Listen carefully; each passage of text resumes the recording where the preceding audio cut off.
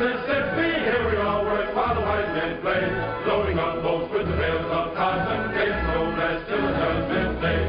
Get yourself a brand new yellow, lovely baby with the apple of your eye. Old that goes all right and well, they often do very, very chicken pie. Here we all work on the Mississippi, here we all work while the white folks play, loading up boats with the bales of cotton, getting no rest till the judgment day.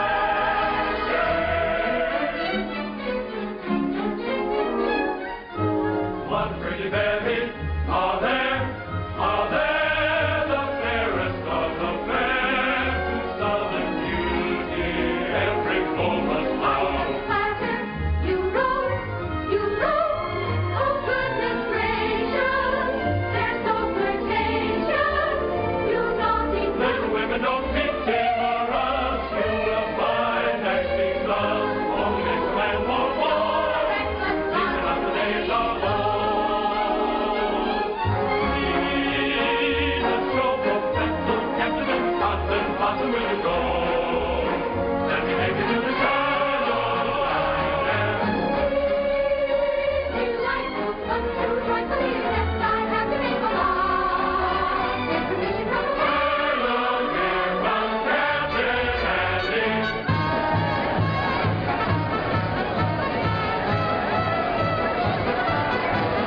I have got such a wonderful show with the greatest of dramas and jolly comedies. Stephen Baker, the handsomest leading man, and beautiful Julie Laverne as well. Captain Blossom, Captain Andy's floating show. Thrills and laughter, concert after, everybody's sure to go. Captain Blossom, Captain Andy's floating show. Thrills and laughter,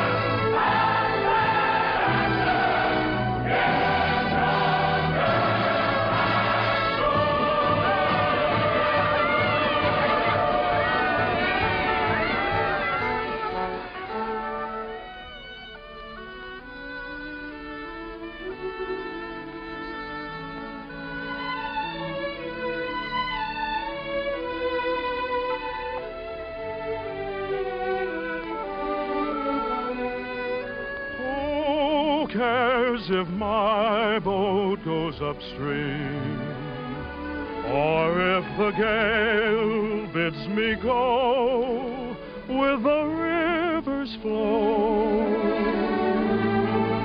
I drift along with my fancy.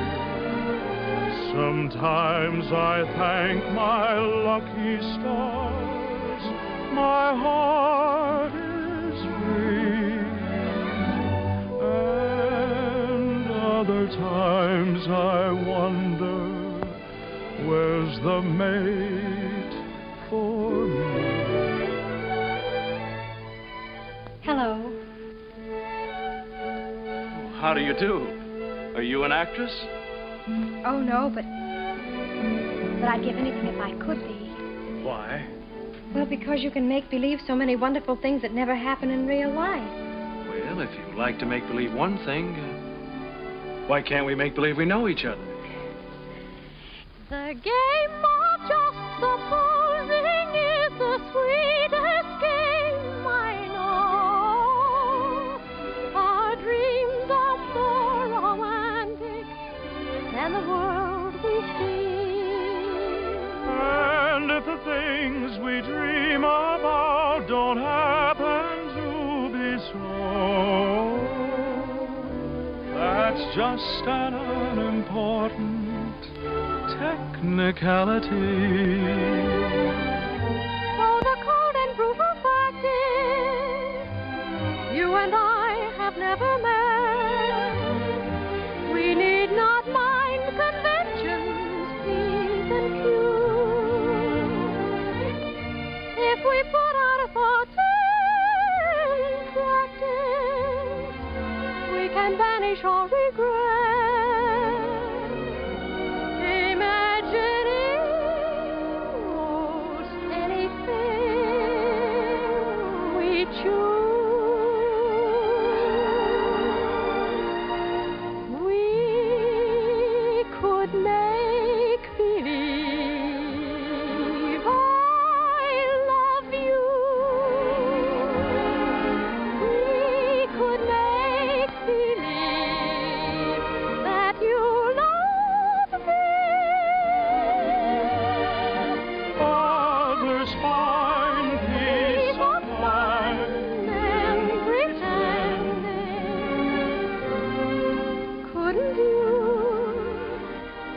Couldn't I? Couldn't we? Make believe our lips are blending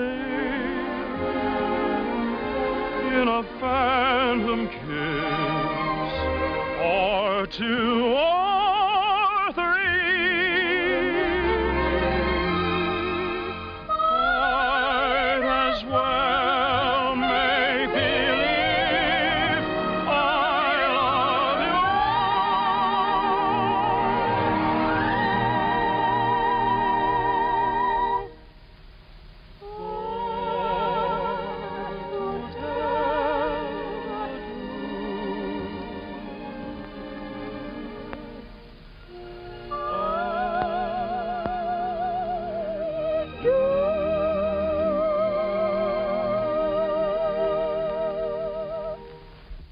Magnolia? Yes, Mother. Goodbye. I hope I see you again.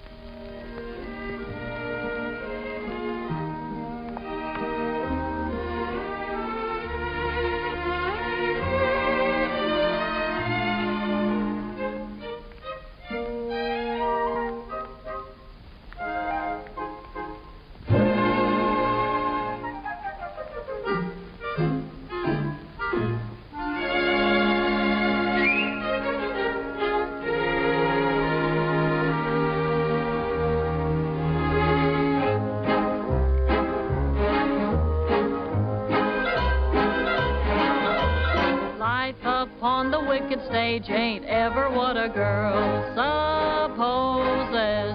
Stage door Johnnies aren't raging over you with gems and roses. When you let a feller hold your hand, which means an extra beer or sandwich, everybody whispers ain't her life a whirl. Though you're warned against a roue ruining your reputation, when you've played around the one-night trade around the great big nation, wild old men who give you jewels and sables only live in Aesop's fables. Life upon the wicked stage ain't nothing for a girl. Though we listen to your moan and grieve, you must pardon us that we do not believe you. There is no doubt you're crazy about your awful stage. Life upon the wicked stage ain't ever what a girl supposes. Stage door Johnnies aren't raging over you with gems and roses. If some gentleman would talk with reason, I would cancel all next season. Life upon the wicked stage ain't nothing for a girl.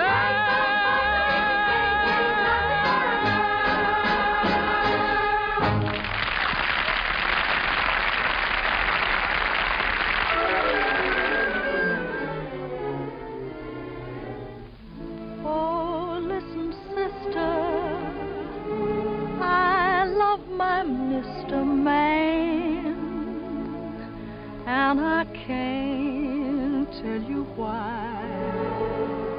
There ain't no reason for me to love that man.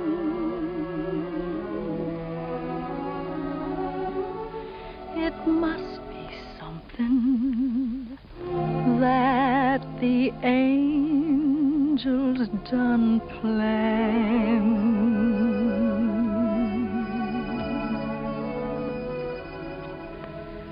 Fish gotta swim, birds gotta fly. I gotta love one man till I die. Can't help loving that man of mine.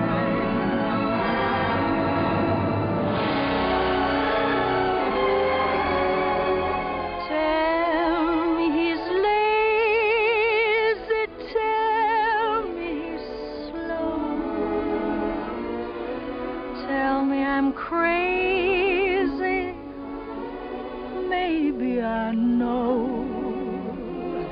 Can't help loving that man of mine.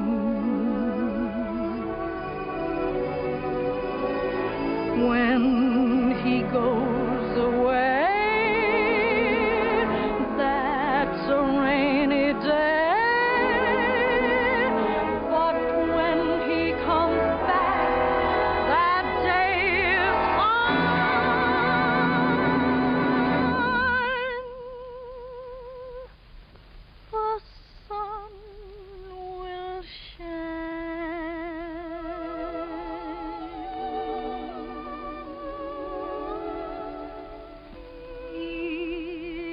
Come home as late as can be. Home without him ain't no home to me. Can't help loving that man.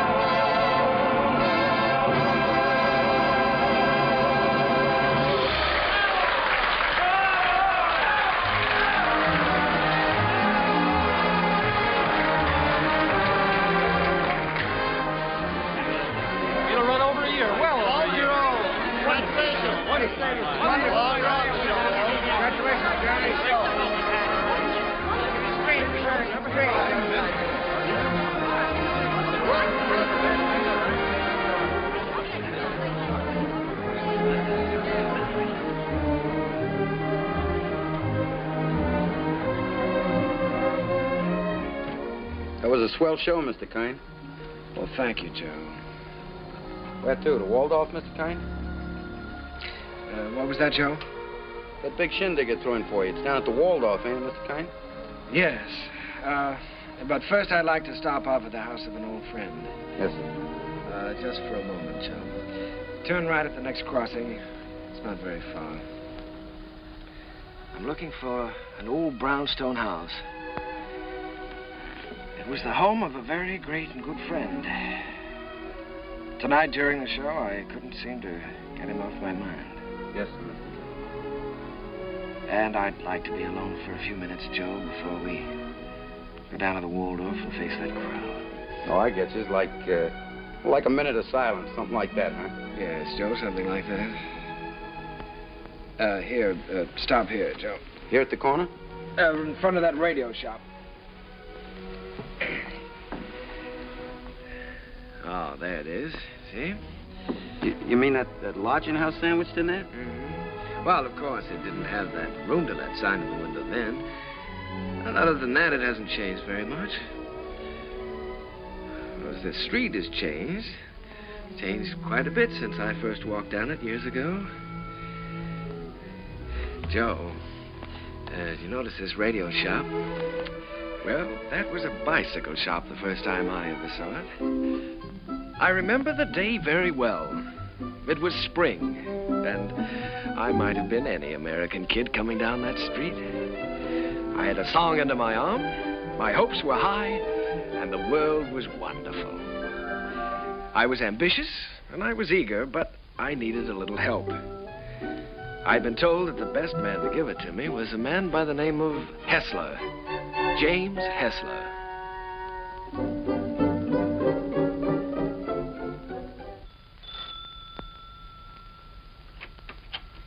Come in. You're an hour late already. I suppose you realize that. You can start on the upstairs bedroom immediately. Mrs. Muller, Daddy wants some more roast beef. I'll be there in a second, Mr. Hessler, and see that you get to their nests, young man. He's not the moth killer. I'm a songwriter. A songwriter. I see. You entered under false pretenses. Well, it won't do you any good, young man. Mr. Hessler isn't seeing songwriters anymore. He's going in for better things. Maybe he should have some roast beef. He's very hungry. Shh. Don't mention roast beef in front of a songwriter. Look out, can he smack you? No, so it is, so it is. You feel like you're going to fall down and faint, don't you? Dear. Well, you can come in for a while. I can't have people fainting in the house, not even songwriters. Thank you. Come in, come in.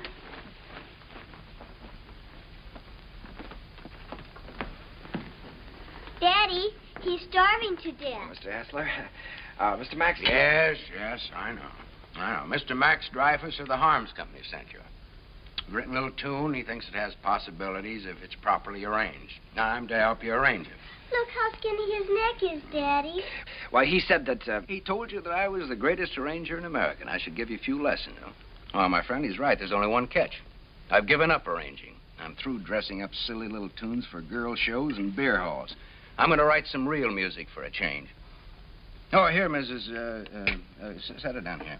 The trouble with you songwriters is all you ever think about is making money. Here, sit down, have some roast beef. Oh, well, no, thank you. Go ahead, sit down. No, you never think of doing anything big, anything worthwhile, like Brahms or No, don't sit down there, please. It's Mrs. Hessler's place, Rester, so we always keep it set for her. Oh, I'm sorry. Yeah, sit down here. No, all you fellas want to do is write sugary little tunes and make a lot of money. Did you ever hear Beethoven's Eroica? Or Mozart's Jupiter? Didn't they do something to you? Great heavens, doesn't genius touch you fellas at all? Daddy's a genius. Yes, Daddy's a genius. No, my friend, in 3 weeks I'm going to England where I can work. I can have some peace and quiet.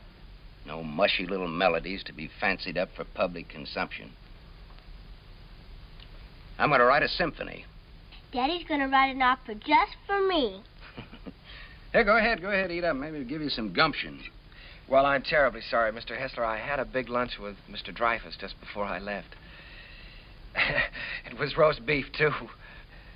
Yeah, well, Oh, what's the matter? Just because you're not hungry, you don't have to go, do you? Have some brandy with me. Help me celebrate my liberation from mediocrity. Mrs., get a couple of liqueur glasses, will you? Sally, will you show the gentleman into the parlor? I'm going upstairs and see if I can't find that bottle of Napoleon. Have you a song in there? Mm-hmm. I'm taking piano lessons. Daddy wants me to be an opera singer when I grow up. Why don't you write an opera? Well, Sally, I'm afraid I only write the silly little tunes. You know, the ones your father doesn't like. Let me see if I can play your song. Do you mind? Oh, I wish you would. It's very easy. Here.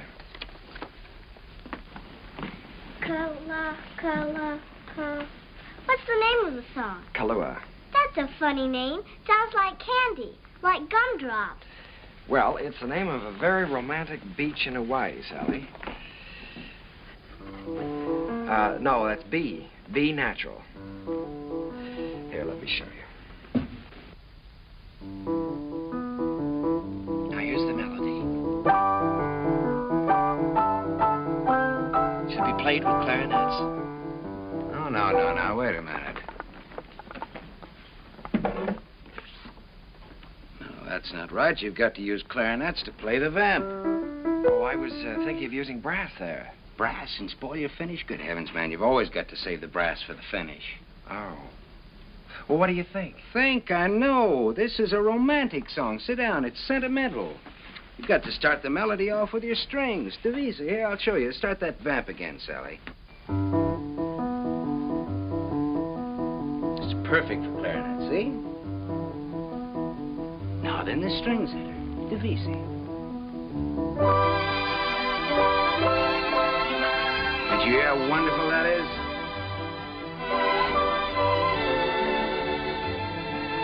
Now then, add trombones, muted trombones.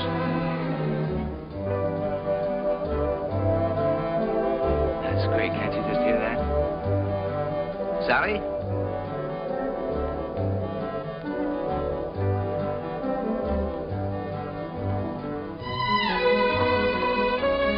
No, wait a minute.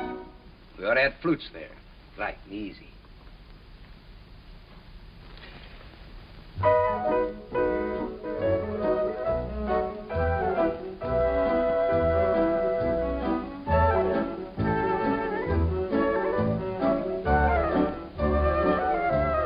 Now then, add your brass. Your strings, too.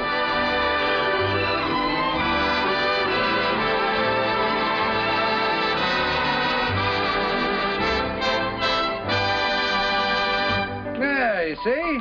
Not easy? It's a good song, too. It's very good. Is that yours? Yes. Mm-hmm. That's all right.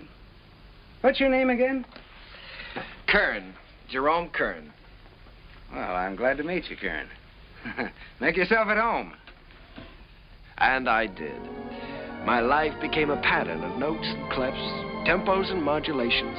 We worked hour after hour, day after day. It was the beginning of a friendship. It was the beginning of a lot of things. And now, not only did I have a best friend, I had a best girl, Sally. And what a girl. Oh, those were never to be forgotten days, and I hated to think of them ending. But at last the time came when Jim had to leave for England. Oh, here, Jim, let me help you. Oh, it's those symphonies of yours. They're as heavy and bulky as lead. Nice they're not tinny like some tunes I've heard. Oh, Sally, honey, come here. All right, here we go. Fortissimo. Dum-da-da-dum-da-dum. Bum. Got it. Oh, you carry a lot of weight, Sally. It was easy. Come along, Sally. At least we're not going to miss the boat. Goodbye, Mr. Kern. Goodbye, Mrs. Goodbye, Sally. Bon voyage. What does that mean? Happy journey. Bye, Uncle Jerry. Be a good boy. This will be the end of it, boys. Don't forget to pack my song, Daddy. No, I'm good. She means Kahlua. Well, that is her song, Jim. You know, if it hadn't been for Sally, I wouldn't be here now. Well, she's very fond of you, Jerry. I'm going to miss her. I'm going to miss all of you. Well, you may not be gone so long. It all depends on... You won't mind living here alone, will you? Oh, no, I'll get used to it. Jim, in case I don't get a chance at the boat, I just wanted to tell you that... Oh, forget it. I like arranging now that I'm through with it. I'm glad to have been some help. No, it's more than that. It's been your kindness and your home here. Look, Jerry, I just want you to write some good music, some real music. That's all the thanks I want. Don't waste your time fussing with those wheezy little tunes. Think big. Try to be somebody. I will, Jim. I'll try to be as big as I can. Yeah, good. That's fine. Well, we better be on our way. Oh, good heavens, Sally's song. You know, I'm so tickled that she remembered that. Remembered? It's your song, Jerry. She couldn't forget.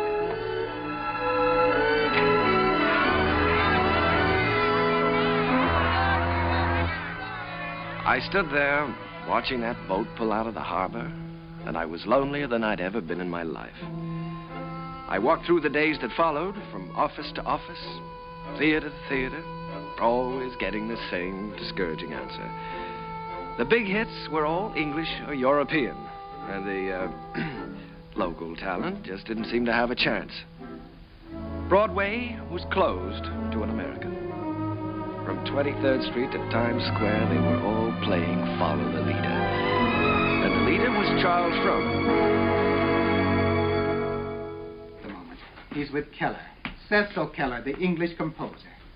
Mr. Frohman's not interested in American songs at the moment. He's leaving for England in a few weeks. Good day. How do you do? My name is Kern, Jerome Kern. Oh, yes. How do you do, sir? I see you have the deeds with you. Mr. Frohman's very anxious to see them. Deeds? You're the man from the real estate office, aren't you? No, I'm a songwriter. These are some of my songs. Your name isn't Kernan? No, Kern, Jerome Kern. I'm sorry. Mr. Frohman hasn't a minute to waste. I'm afraid I must say good day. Well, now, maybe if he'd listened to one of my songs, I have one that could be made very English. Good day, sir. Goodbye, Mr. Frohman. Goodbye, Mr. Keller. I'll see you in London soon. I'll call you when I get there. Thank you. I'll be waiting for your call.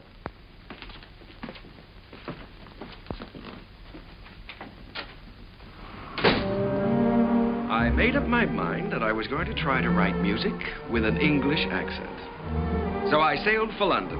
I wish I could say with flags flying and my courage high. But the sea and I and the boat didn't get along too well together. I was mighty glad to see land again.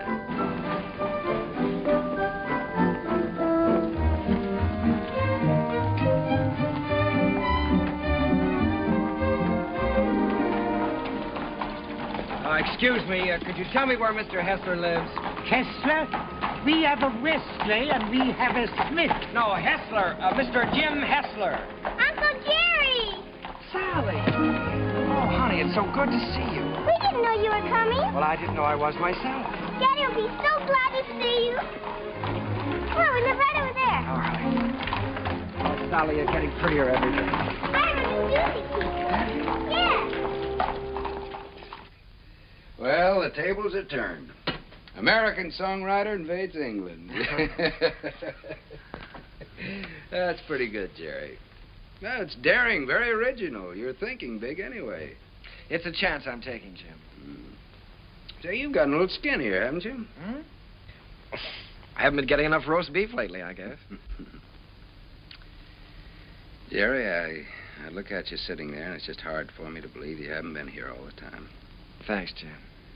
It's sort of like being home again. How was the symphony coming along? All right? Oh, well, yes, I'm still in the note-making stages. Of course, I always believe in making plenty of notes. It's kind of like planting seed. One day they start to grow, and then, before you know it, lo and behold, your symphony's all written. Uh-huh. Simple and easy, Not as difficult as writing those silly little tunes. Well, no, it's the quiet here that does it, Jerry.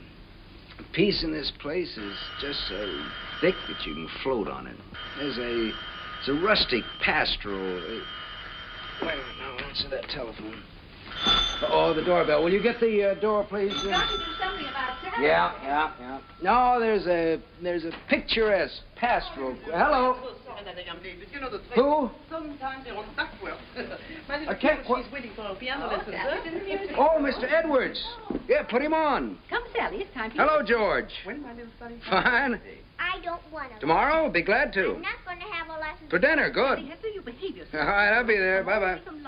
George Edwards. The The producer? Yes, he wants me to come up and sit in on a rehearsal of a new show. I don't want to take that piano lesson.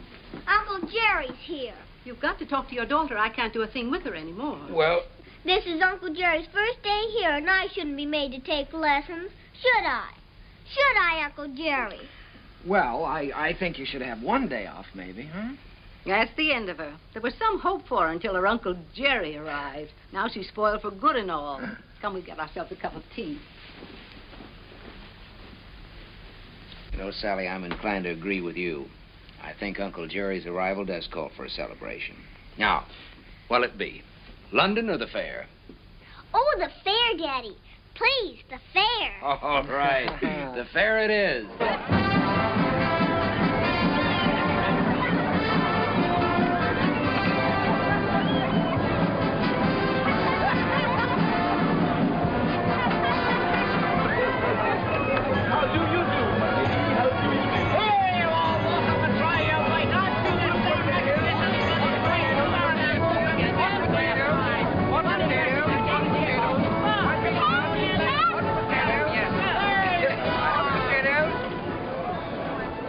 Oh, it could be wonderful.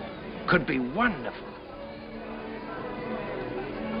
Oh, no, Jerry. I don't want Sally to go up in the swings, not till she's a little older. The whole stage full of swings and a boy and girl in each swing and all of them singing.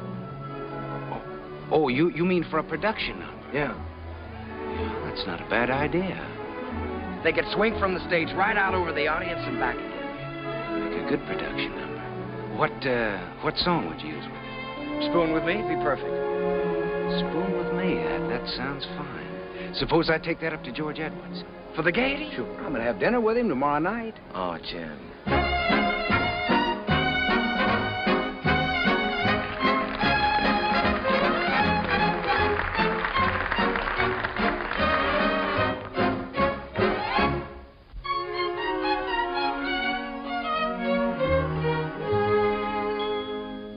I don't know why I am so very shy.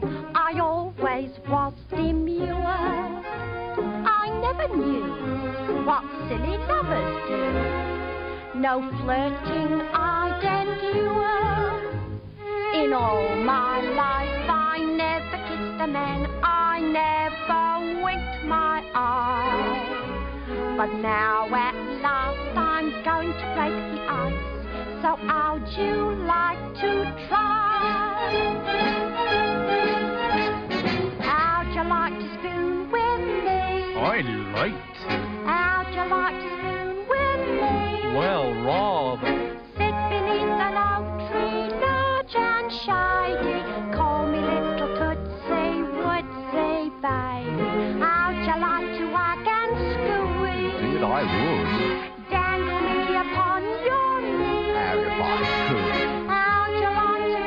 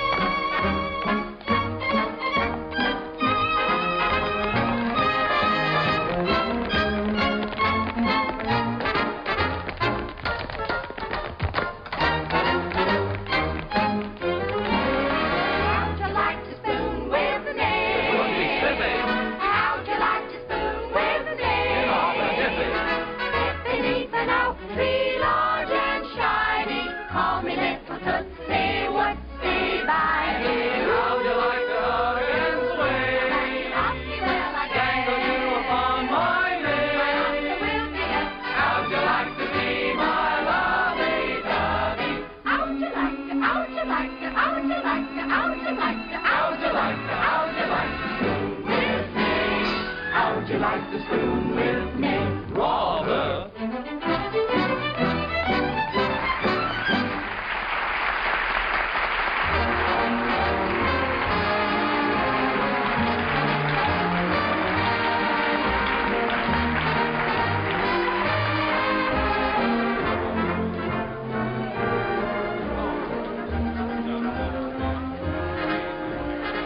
Pardon me for intruding. You've been pointed out to me as the composer of that delightful number with the swings in it. My name is Froman, Charles Froman. Mr. Kern, I want to congratulate you. Froman. I'm sorry, sir. It isn't my number. My name isn't Kern. There's Mr. Kern, sir, down the bar bit. That gentleman there? Why, he can't be the composer. It's him, sir, sipping sherry. And a very nice gentleman he is, too, sir, for a musician. Mr. Froman, I have something here which I know you'd like. It's a beautiful number with parasols, with all sorts of parasols.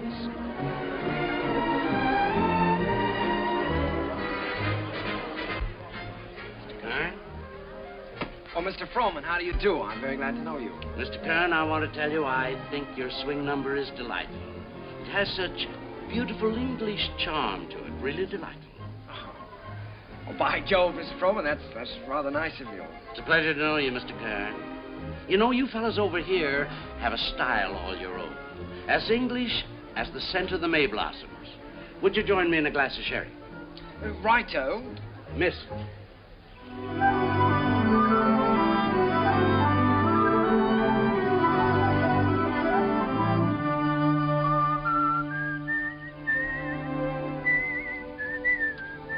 I'd give that one up if I were you.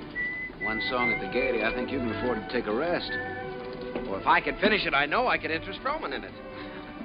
You ought to know by now that Charles Froman is only interested in English music and English composers.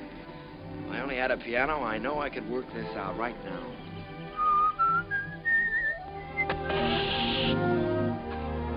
Flat. Well, it looks like you do have a little work to do.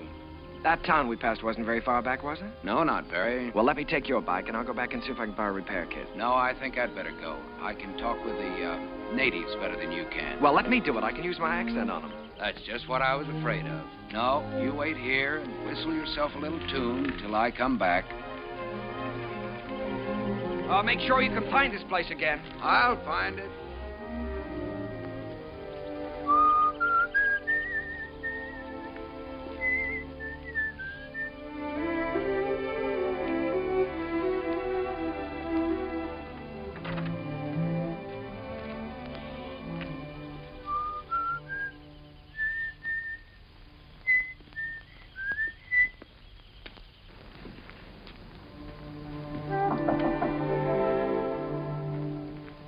I say, is anyone there?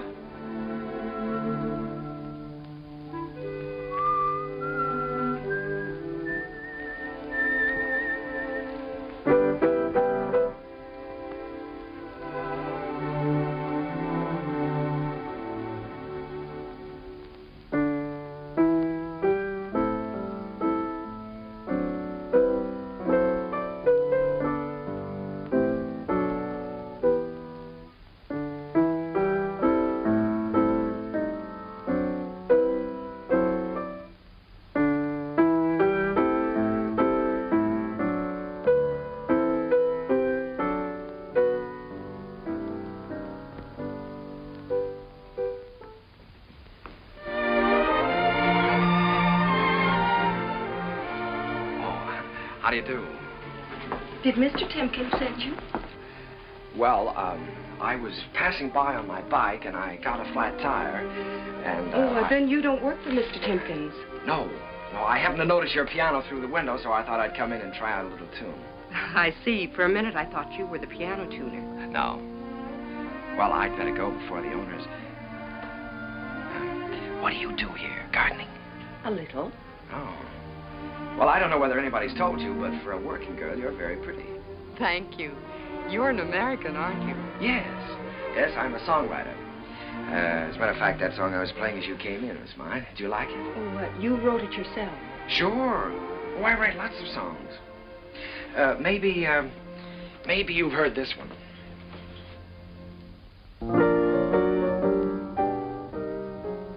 Why, that's from the Gaieties. Everybody's singing it. Uh-huh.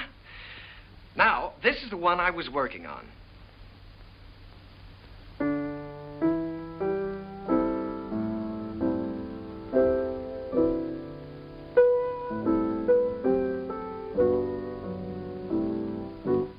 That I'm going to try to place for the Gaiety, too. Of course. I would if I were you. Don't you believe I wrote these songs? Tell me, when you compose, do you always break into people's houses to borrow their pianos? Oh. All right, I'll tell you what I'll do. If I place this with the Gaiety, I'll send you tickets and you can come and see for yourself. Will you? I'll tell you when I get the tickets. I beg your pardon, miss, but your mother would like to speak to you. She's in the upstairs sitting room. Thank you, Katie. I'll be right up. Well, I'm terribly sorry. But I still wrote those songs. And I'll still be waiting for the tickets. Will you? Wonderful. I won't forget.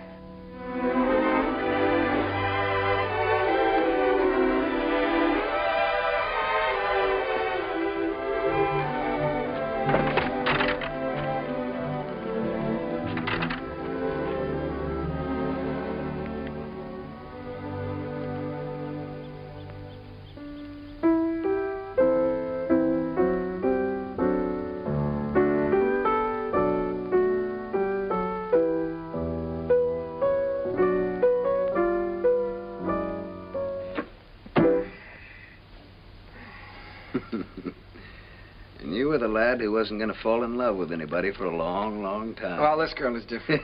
Sure, I know. Well, now, don't joke about it. It's serious. Don't you believe me?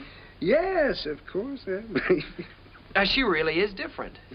I know. Her hair is like spun gold shining in the sunlight. Well, I don't know about her hair. She had a kerchief on, but her eyes were like pools in the starlight. I see. Even with her working clothes on, she's the prettiest girl I've ever seen. I'm sure of it. Seriously, Jim, don't you believe me? Yes, Jerry, I believe you. It's spring, isn't it? And tomorrow morning, I think I'm going to give you a great big dose of sulfur and molasses. Good night.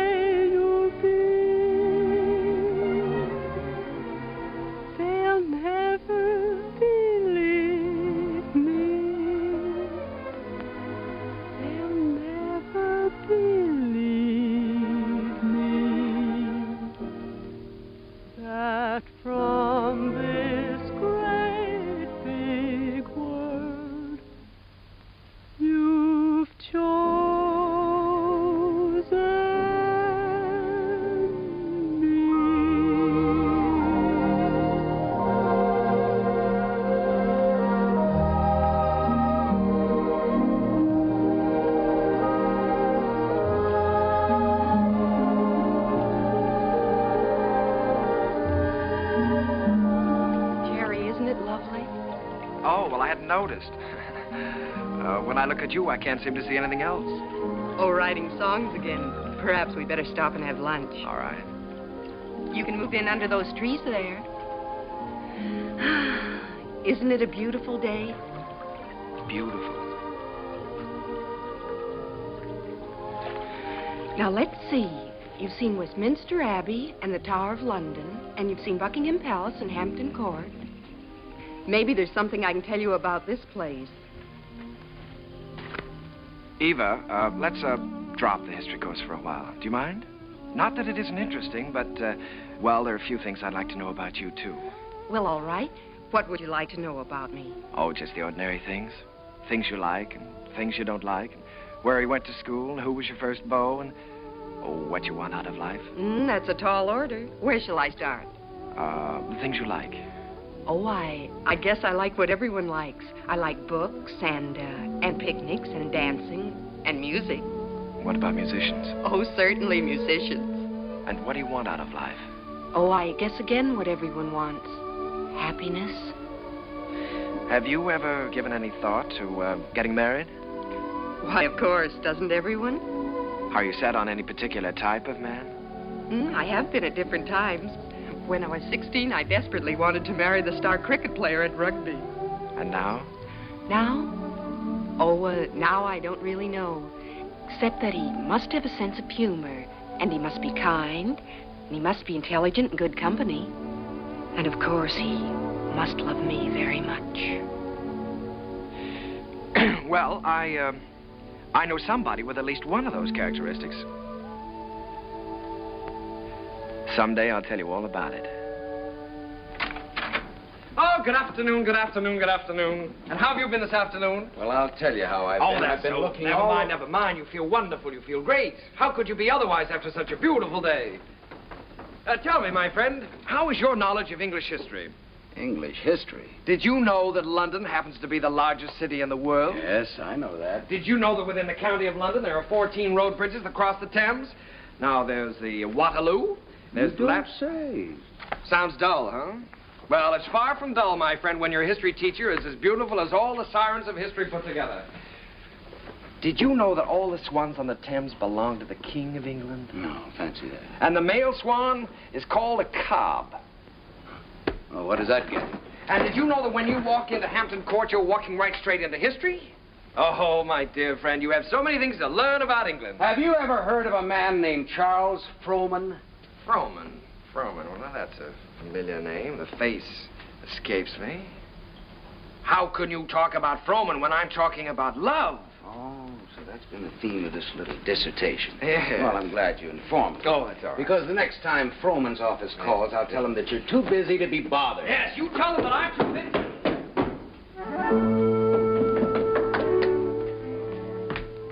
Did you say the next time Frohman's office calls? That's what I said. They've been calling you all day. But why should I bore you with such trivial details? Well, what do they want? No, dear friend, you return to your archives. Why think of the future when the past is so glorious? Oh, come on, now quit clowning. What happened? Nothing. Frohman just wants you to write 4 songs for his new show. If, of course, you can spare the time. Well, why didn't you tell me about it? Why didn't I tell you about it? Well, come on, let's get going. There's no time. We've got to do that on the ship. On the what? On the ship. We're sailing with Charles Frohman tomorrow. We have to start rehearsal in 6 weeks in New York. Oh, Jim, Oh, nothing. Look, Jerry, this is the chance you've been waiting for. You certainly are full of surprises. I thought you'd be up in the clouds. I feel like I've just been yanked out of the clouds.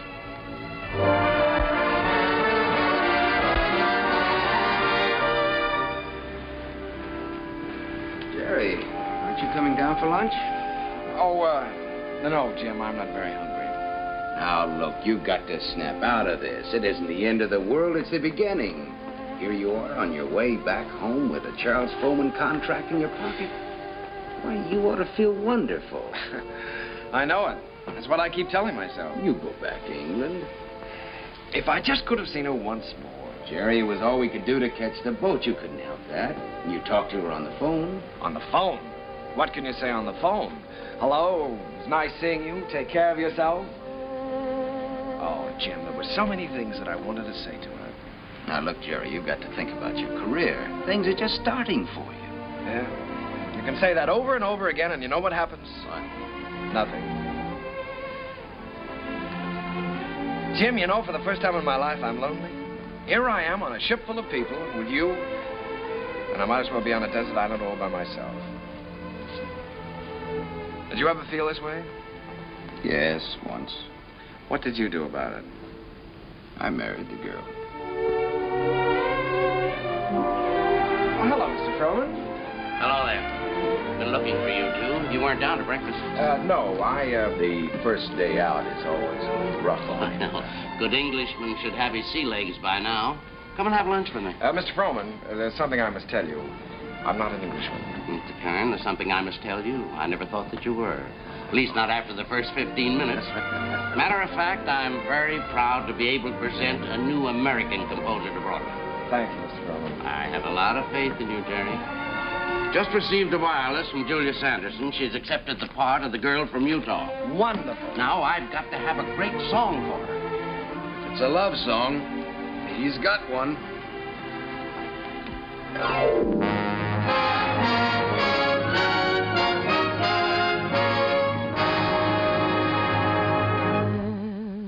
When I told them how wonderful you are, they didn't believe me. They didn't believe me.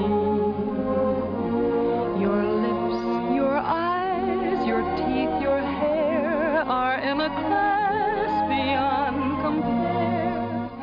You're the handsomest boy that one could see. And when I tell them, and I'm certainly gonna tell them,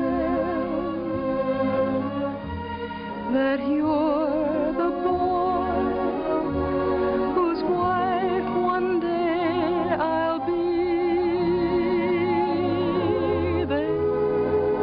never believe me. They'll never believe me. That from this great big world you've chosen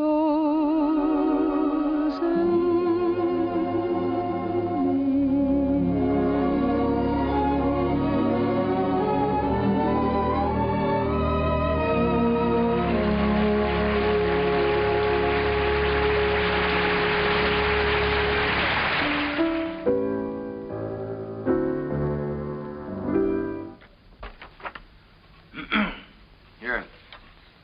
I've got the Clouds number worked out pretty well now, huh? I never realized that writing a complete score was such a job before. Well, one good all-night session like this does wonders. We could use another week. We weren't 3 weeks late already. Oh, I hope he likes it, Tim. Rowan, he'd be crazy about it. If he hasn't gone out and bought himself another show while he's been waiting. Good morning. Sally, what are you doing up? I'm going to have my breakfast. Right. It isn't morning already. No, it can't be. Sally, you'll be late for school. I'm coming. Say, Jim, don't you think I better call Froman's secretary and get an appointment? You better call him at home. It's a little early. Good morning. Bryant, 2446, please. Do you think it's in good enough condition for him to hear? Oh, yeah, sure. It's in good shape for a first draft. Hello, this is Kern, Jerry Kern. Mr. Froman was expecting me to call today about an appointment. He's leaving for England. Well, but he promised that he was going to listen to my show, Oh Boy, for his next production. Sales today. Oh, all right, thanks. Well, that's it. He's gone over to buy himself another English show. Well, he can't. No? No, he can't. We worked like dogs on this score, Jim. And I had all my plans made, too. After he bought it, I was going to jump the next boat for England. I'd forgotten about that young lady. Wait a minute. I've got an idea. My passport is still good. Why don't I take the same boat he's taking today? Wonderful. Get him on board ship and he can't get away from you. That's right. Then I can sell him the show. Wonderful. Then I can go and see Eva. Sure. You can get married. Well, you probably have to ask her first. Well, that's an idea. Well, I'll go and phone the steamship company. Right, I'll go back. Driver, you think you can make it all right? If we get a break in traffic and the old engine holds out. Jerry, come on now. We've only got a few minutes. Jerry, if you want to miss that boat, come on here.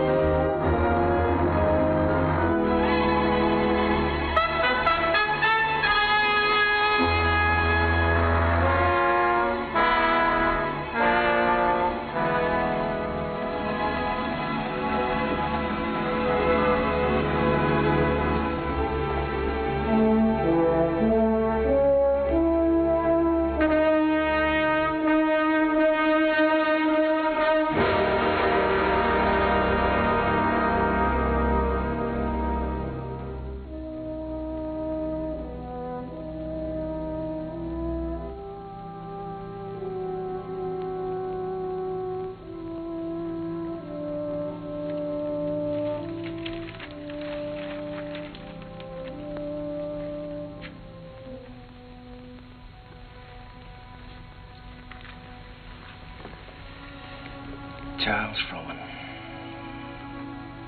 It's like watching an era crumble in front of him. The theater's gonna miss him. Yeah? You were very lucky to miss that boat, Jerry. Seen Max around? Oh, hello, Jim. Victor? No, I think he went over to Comstock and Elliott's. What a terrible tragedy. Yes, it's unbelievable. Jerry and I were just talking.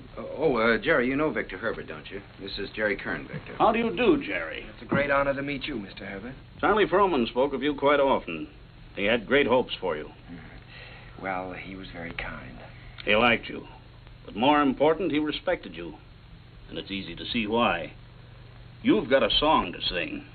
Thank you, Mr. Herbert. Look down at that city, Jerry. It's made up of millions of people. And music has played a part in all their lives. Lullabies, love songs, hymns, anthems. Must be pretty wonderful, Mr. Herbert, to realize that people you don't even know and never will know are singing your songs, and all of them asking for more of the Victor Herbert music. It makes me feel grateful, Jerry, and very humble. One of these days you'll find out yourself how it feels. What is it my publishers call me? The Dean of American Music. Well, I think you're going to be the next dean. One thing I must admit, you've got a better figure for it. Keep writing, boy. Don't let anything stop you. Good night. Night, Victor. Good night, Jim. Good evening, Mr. Herbert. It's a deal, gentlemen. Congratulations. Comstock and Elliott are going to produce Oh Boy. Max just sent me over with the check. What's the matter? Aren't you fellas happy? Yeah, we're happy. Thanks. Turn out those lights again, will you, Ed?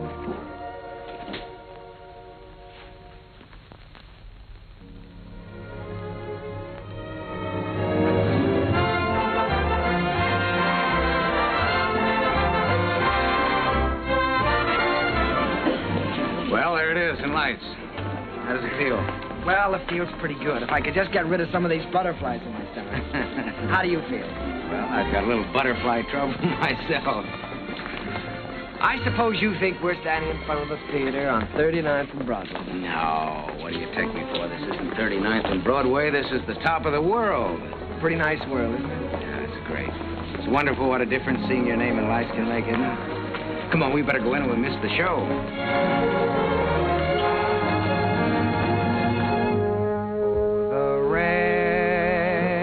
Comes a pitter-patter, and I'd like to be safe in bed. Skies are weeping while the world is sleeping, trouble heaping on our heads. It is vain to remain and chat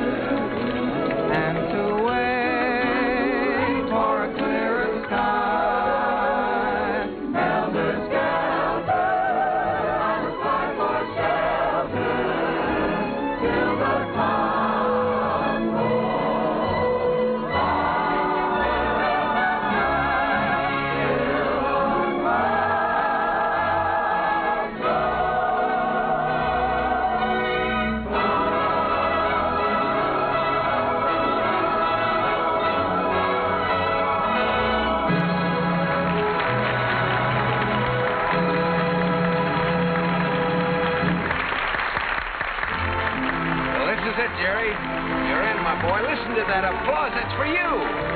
Don't wake me up. Don't anybody wake me up.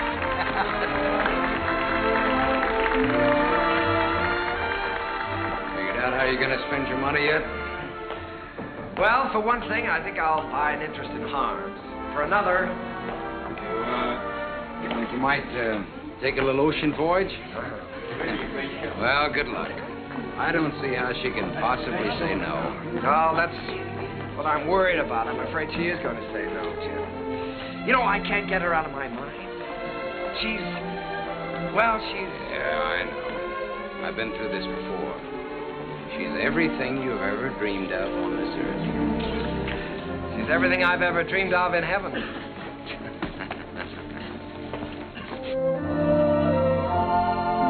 Oh, Jerry, let's stop here, shall we?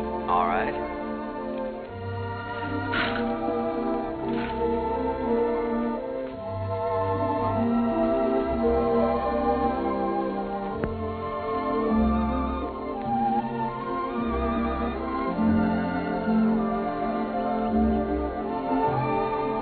Jerry. You know, you didn't write very often. Well, my letters weren't very interesting, Eva, so I tore them up. As a matter of fact, you didn't write very often yourself. A lady doesn't correspond with a gentleman, unless it's a reason other than a personal one. Oh, well, now, doesn't that sound a little silly to you? No, it sounds altogether fitting and proper. Oh. Want to fight? A lady doesn't fight. Well, what does a lady do? Oh, you're impossible. Well, you're right. If I were you, I'd have nothing to do with me. In fact, if I were you, when I ask you to marry me, I'd say no. Just on the grounds that a lady never says yes. Now, see here. Are you going to ask me to marry you? Might, with a little encouragement. A lady doesn't... In my country, if a lady wants to be asked, she has to be encouraging. In my country... In your country? What in your country? Well, there are proper ways to go about such things in every country. Oh. Well, then let me put it this way. From the very first moment I saw you, when you walked in from the garden, I knew that out of all the women in the world, I'd finally found the right one, the only one. I wanted to tell you then. I wanted to say, hello, funny face. I don't know your name or anything about you, but I've loved you all my life. You were my first school teacher, my first date, the first girl I ever kissed, and everything in the world to me. You see, I recognized you immediately. You thought all that? That's right. I stood there thinking that, wondering what you'd do if I kissed you. What would you have done? What would you do now?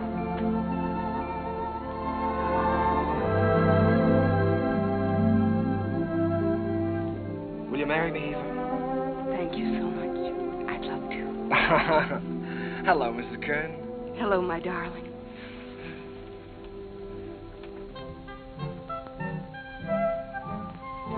They're here, Daddy. They're coming up the steps. Welcome home. Jim! What, you old fox, you really did it this time. Nothing, my boy, nothing, just a little gesture. Jim, this is Eva. Hello, Eva. Hello. Well, you've married the nicest guy in this world, but the craziest. Oh, now, wait a minute. I was keeping that from her. Isn't she sensational, Jim? Jerry. Honey, turn around and let him look at you. Oh, Jerry. Look at that hair and those eyes. Have you ever seen a woman like that in your life before? Only once. No, I hope that both of you have all the happiness in this world. Oh, thank you, you. Jim. I think we have already. Forgetting me and the music. Oh, Sally, yes, I'm sorry, dear. Sally. On behalf of my father, Jim Hessler and myself. On behalf of my father, Jim Hessler and myself, I wish to congratulate you on the start of your voyage into the great sea of life. Oh, Sally. Well, on behalf of my wife and myself, I thank you very much. I'll take it. Hello, Mrs. Hello, Mr. Curtis. Sally, it's so wonderful to see you. Why, you have grown up, haven't you? Sally, this is your Aunt Eva. On behalf of my father... Thank you, Sally. We're going to be real good friends, aren't we? Yes, I expect we are. Well, what do you say? Let's all go in and have something to eat, shall we? Oh, Jim, it's so good to be home again. Yes, it was good to be home. I felt I had everything in the world. Happiness, success, and the wife I had dreamed about. I wanted to put it all into music. Eva's smile, and her eyes, and what it meant to be with her. And at last it seemed to me that the clouds had rolled by. First, there was Leave It to Jane. Leave it to Jane, Jane, Jane. I don't know why you should make me plot and plan for you. She is the girl with... I always try to do everything I can for you. No problem you can wish on her gives her a strain. She'll tackle gaily, a score or more daily. If something is on your mind, and I can see that there is not a dot of it. Comfort you soon will find. Leave it to me, I will soon get you out of it. If you have started worrying, kindly refrain and just hand over the whole thing to Jane.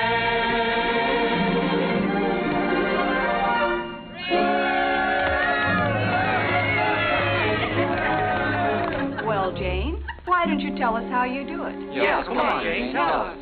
Oh, but it's really very simple. I just study up on the famous women of history.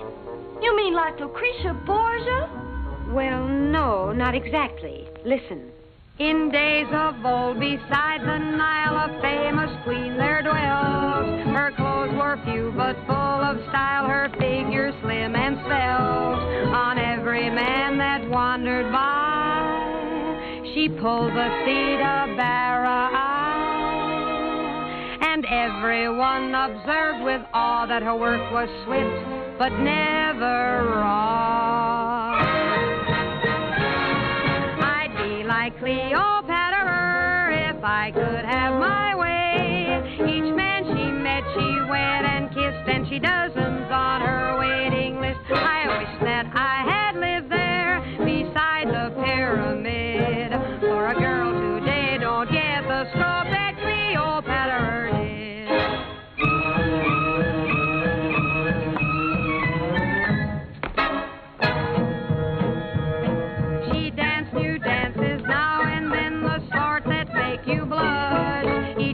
She did them, scores of men got injured in the rush.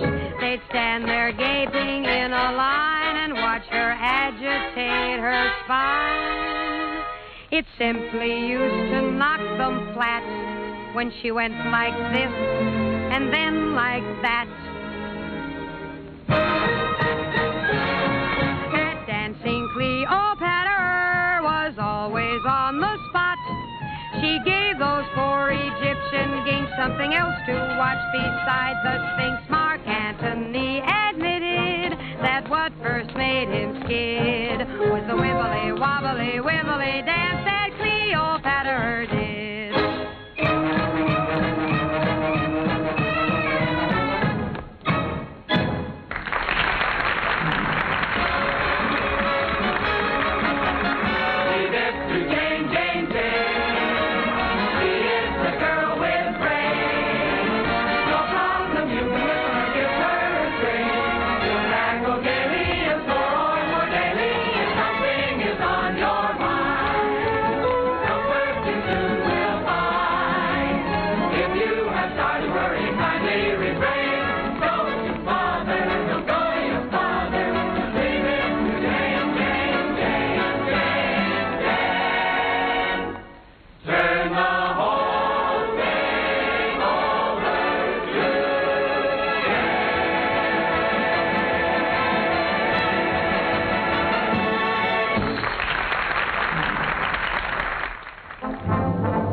Once again, Broadway belonged to the Americans. To George M. Cohan, Irving Berlin, George Gershwin, Vincent Yoon, Buddy DeSilva. I was working in mighty great company. And in one of my own shows, Sally, I was fortunate enough to have the reigning queen of the era, the wistful, lovely, unforgettable Marilyn Miller.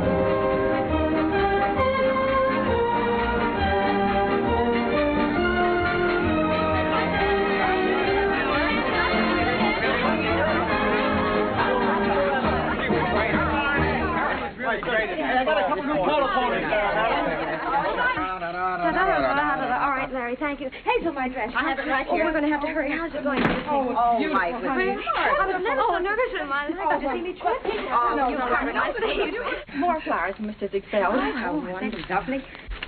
Says the first act was a dream, signed Flo. Wish she'd said the second act. Don't worry about the second act. Second's better than the first. No.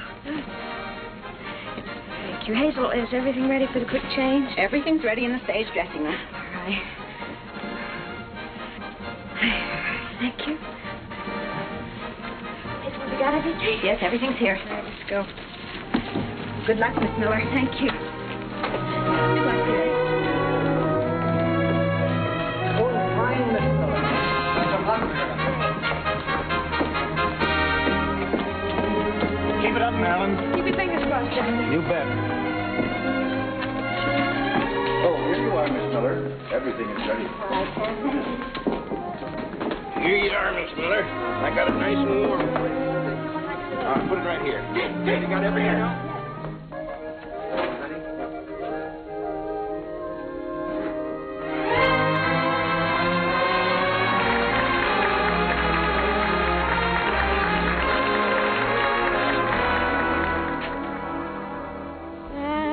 Wash my dishes, I'll be following a plan till I see the brightness in every pot and pan. I am sure this point of view will ease the daily grind, so I'll keep repeating in my mind.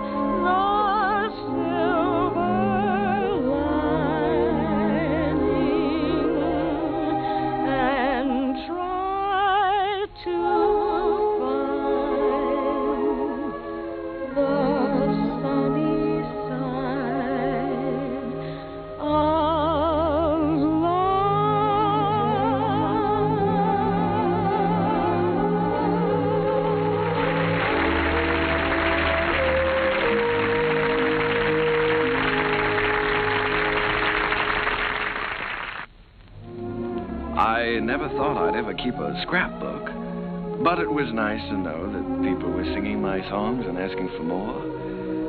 Night Boat, Good Morning Dearie, The Ziegfeld Follies. Curtains went up, curtains came down, and I think I got to look a little more like a musician. Eva grew lovelier with every passing year. Our life was rich and full and very satisfying. And Jim and I, well, we grew a little grayer, a little more settled, perhaps. He was still working on his symphony, or so he said. But on the whole, the years didn't change as much. However, they certainly did change Sally. She was quite a young lady now. She'd been away at school. In fact, many schools. Well, Sally. Hello. Darling. Well, Sally, I thought you were at school. Well, I was. Oh. What happened this time? I just can't stand that school anymore, Uncle Jerry. I've left, and I'm not going back. What does your father say about that? Well, he hasn't said anything yet. He doesn't exactly know.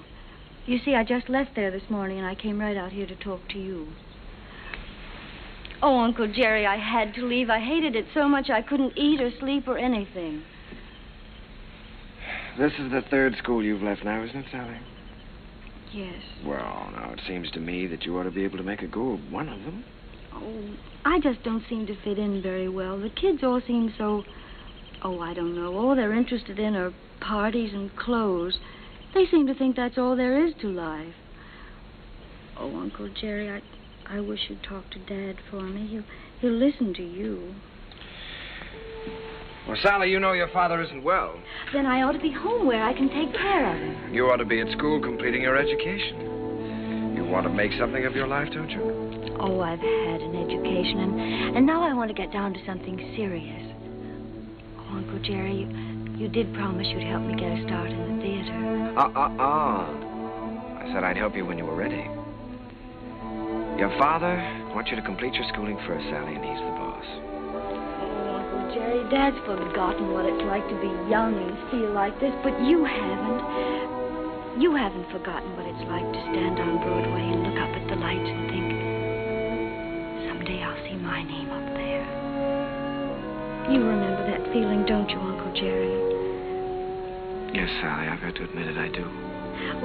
Well, then that's more important than school or anything else in the world, isn't it? Isn't it, Uncle Jerry?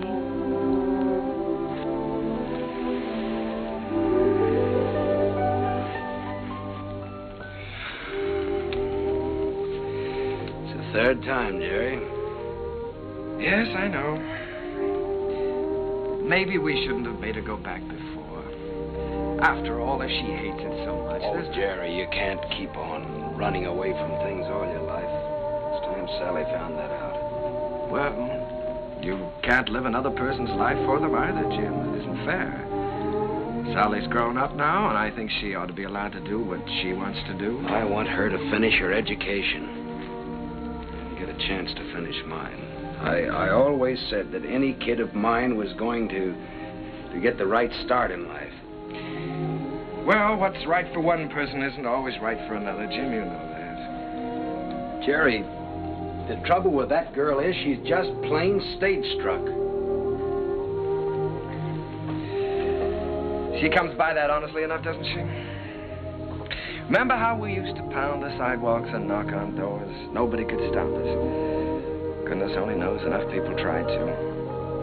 Remember how thrilled we were when we finally realized we were in? So what right have you or I to interfere with Sally? Yeah. Well, what are we going to do, Jerry? I'd give her a part in Sonny. It's all cast. Part of Gwen hasn't been cast yet? Gwen, well, it's only one line. Gwen is going to have a song. The doctor's here, Mr. Hessler. Oh, fine, Miss. Doctor, I'll be with you upstairs in just a minute. Good evening, Mr. Kerr. Hello, Doctor. You know, when you get to be my age, you start collecting pills. Well, Jerry, I hope that works out all right.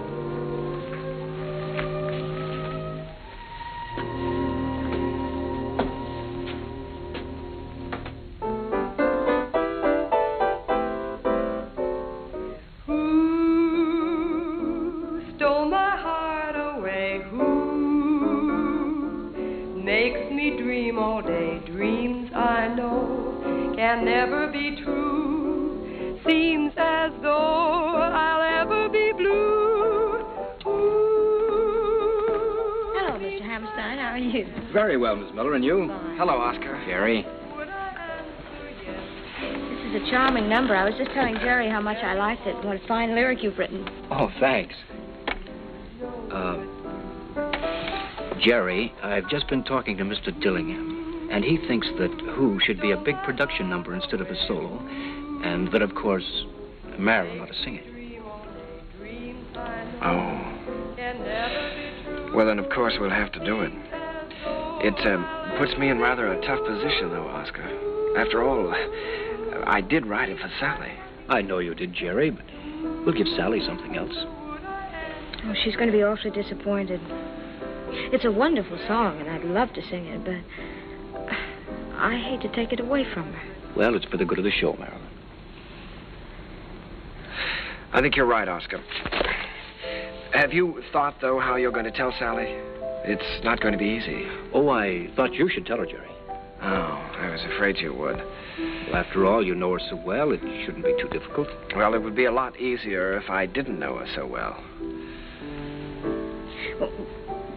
Would you like me to tell her? I'm sure she'll understand. Would you do that, Marilyn? Certainly. Ask her to meet me in my dressing room. And don't worry. Thank you, darling. But Uncle Jerry wrote that song for me. I know. And I know how disappointed you must be, too. But, Sally, disappointments are part of the theater, and you've got to be able to take them. Well, the very same thing happened to me in my first show. I had to give up my song to the star. I think I felt pretty much as you're feeling right now.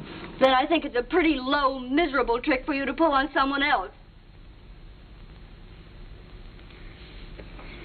Sally, listen to me a minute. This is your first show. You're just starting. And there are going to be a good many songs and a good many shows for you. It may be difficult for you to understand now, but one day you'll realize you've got to give and take, whether you like it or not. I'll never take a song away from anyone else, especially if it's their first real chance. Sally, please don't put this on a personal basis. I don't want to take the song away from you. Then why are you doing it? Mr. Dillingham thinks it's best for the show. And what's best for the show is more important than what I want or you want or any personal feelings involved. Don't you see that, Sally? Yes, I see it all right. You're trying to take my song away from me, and you aren't going to get away with it. Uncle Jerry wrote that song for me, and I'm going to sing it. I don't care whether you are the star. You're not going to take it away from me. Sally. She can't have my song, Uncle Jerry. Don't let her talk you into it. I don't care what happens. She can't have my song.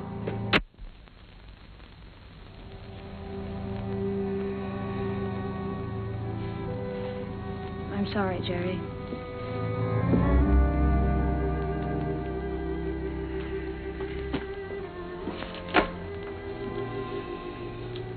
What is it, Sally? Am I still in the show, Uncle Jerry? If you want to be. You won't have a song, though.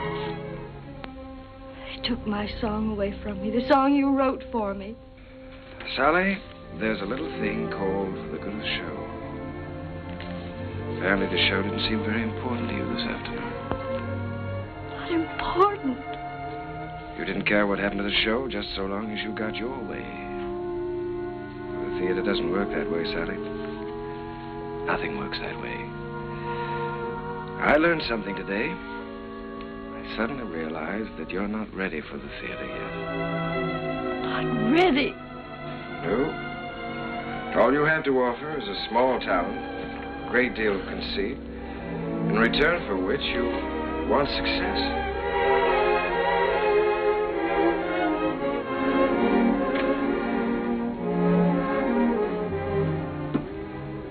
Sally, I've known you and loved you ever since you were a little girl. I couldn't love you anymore if you were my own child. But I must say this to you.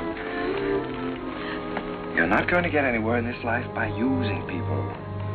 And until you realize that, you're not going to have the respect of anyone. Sally, I'm ashamed of you.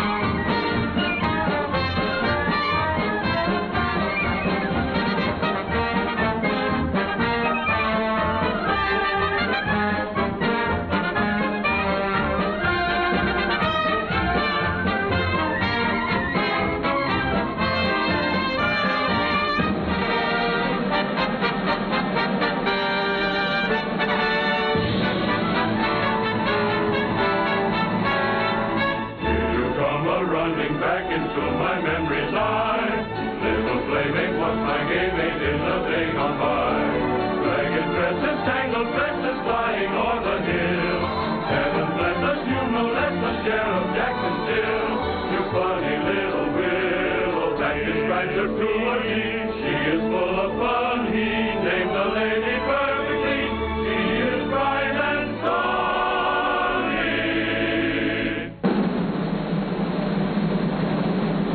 Never comb your hair, sonny. Leave the breezes there, sonny. Let your stockings fall down for shocking. The sound is all that you do. Smiling all the while, cowboy.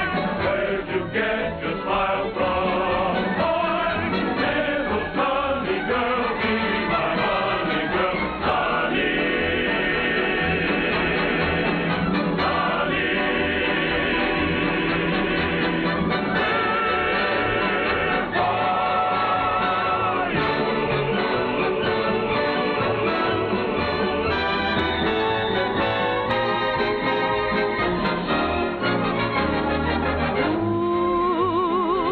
Stole my heart away. Ooh, makes me dream all day. Dreams I know can never come true. Seems as though I'll ever be blue. Means my happiness too. Would I answer yes to? Well, you ought to guess who. No one but you.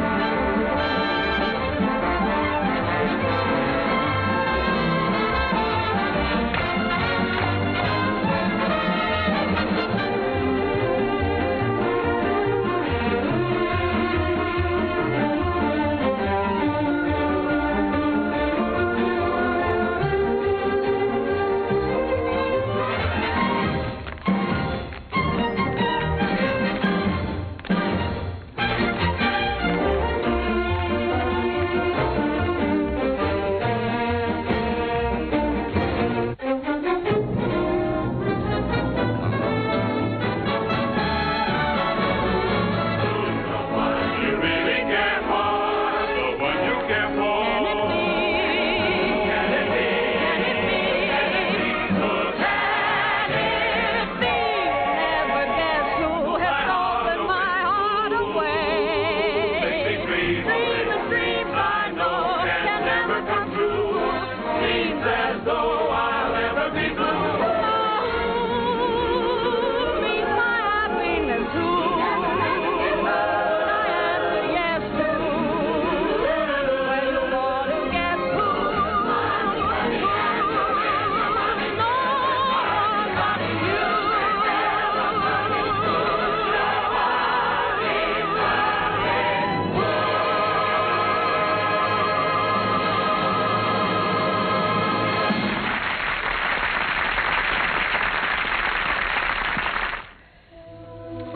Hello? Yes, Miss Mullen. You sent for the doctor? Is Sally there? Oh. Well, you be sure he stays in bed, Miss Mullen. I'll be right over.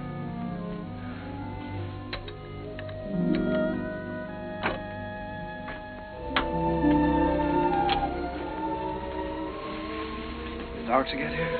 He's upstairs in Mr. Hessler's room.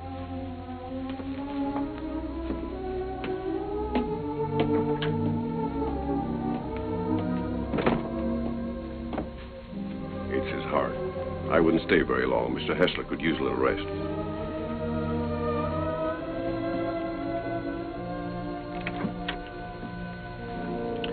Well, good evening, Jim. Oh, Jerry. We missed you at the theater tonight. How are you? Sally's gone, Jerry. Yes, I know. Mrs. Muller told me. She didn't come down for dinner, so went up to her room.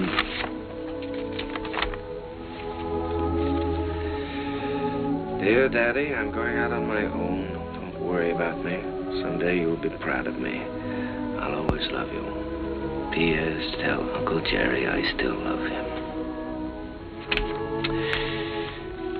It's all my fault, Jim. I shouldn't have suggested that she'd be in the show. No, Jerry. Sally is Sally. It's time both of us faced that. Yes, I know, but I think I heard her. Well, she's got spunk, all right. Jerry, she's young. She's way too young to be out on her own. Well, now, look, Jim, don't you worry about this. I'll bring her back. I wish you'd do that. I promise you I'll try my utmost. Yeah, just as soon as you can. Good night, Jim. Why don't you get back into bed and get some rest? Yeah. I left no stone unturned trying to find Sally. Personal ads, private detectives. But the answer was always the same. No one had seen her. It was a futile hunt. I tried to keep Jim's hopes alive, but I think he knew. And then, one night... Please don't mention that I telephoned.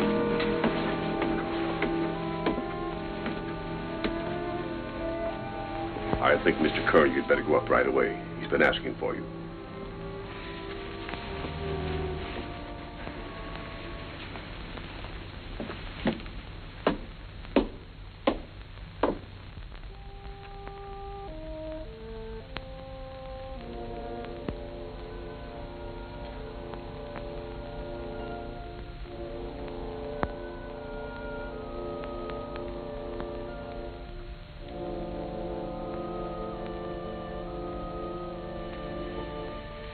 Jim.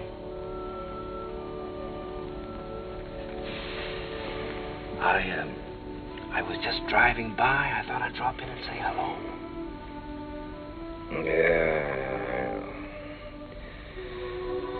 You forget I've known you a long time.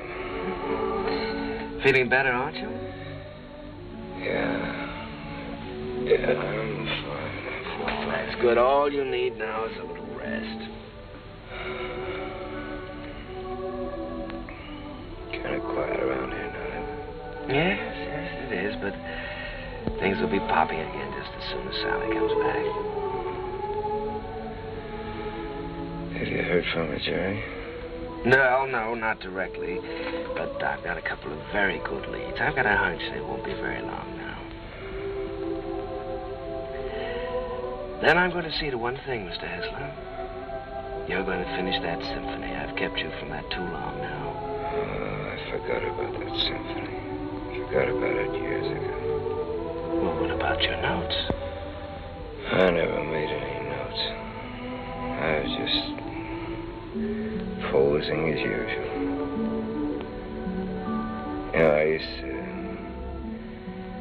to go around hollering about being a genius. You are a genius, Jim. And you with your wheezy little tunes. You were writing the real music. The folk music of America. Thanks, Jerry, for letting me kind of stick around. No, wait a minute. Let's get something straight, Jim. I didn't let you hang around. If it hadn't been for you and your faith in me, I would have quit half a dozen times, you know that. And if we're going to start handing out bouquets, I just want you to know that I don't know where to begin to thank you.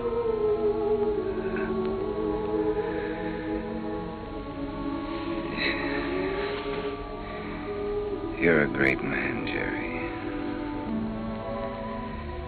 It's been a privilege getting in on that music. It's been a lot of fun with you. Now, let's not talk that way, Jim. In a couple of weeks, you'll be back at that piano, screaming for more and more brass.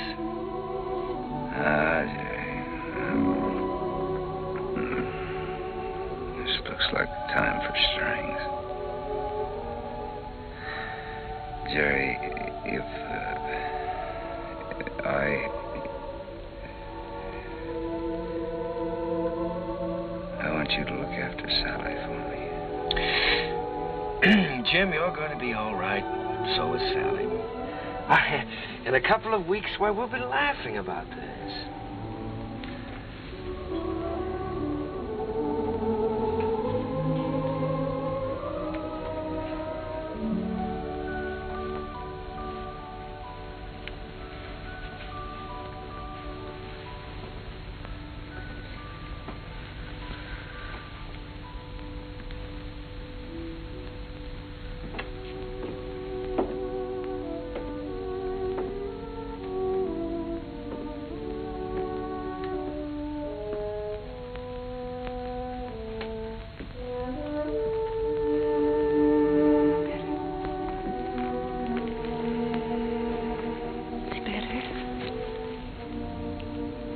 If I made some coffee.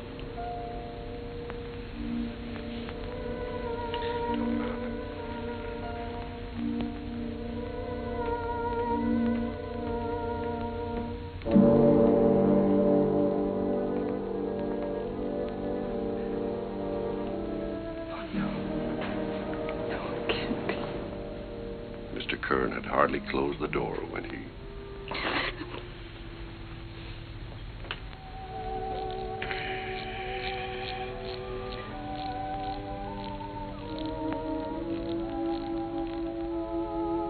I was completely lost, completely helpless.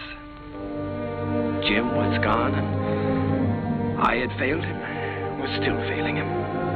I'd lost a world with Jim's passing, and everywhere I walked with ghosts, reliving lost hours, pacing a world of memories. I couldn't even think in terms of music. I began to feel that I might never write again.